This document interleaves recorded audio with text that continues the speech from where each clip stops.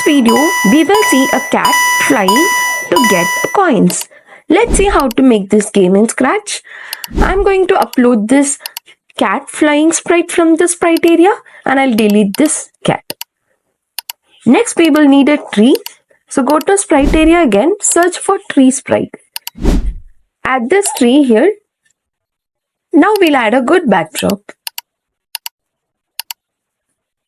We will start the coding for tree first. When green flag is clicked, at this go to X and Y because the tree is on the right side. Now put the tree on the left side in like this and update this block. Glide 1 second to this X and this Y. Add a forever block so the tree moves forever in the game. Now we'll code for the cat here. Go to the events and use the second block. I'm going to code for up key, so up arrow and also down arrow. Go to motion, use this block, change Y by positive for up, change Y by a negative number for down. Now the cat can go up and down as you press the up key and down key. Draw a sprite which looks like coin. I'll choose circle, change the color of this. Yeah, I'll use this as my coin in the game today.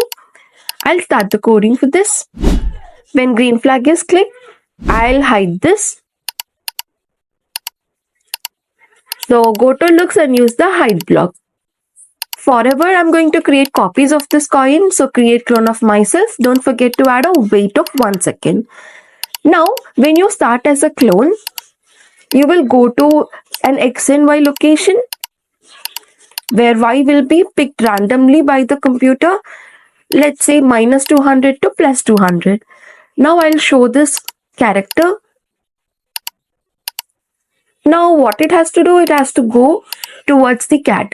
So add a forever block, move minus step. So he will move towards the left.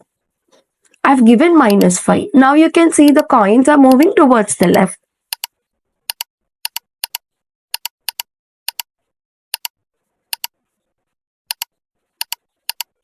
Here, add an if block.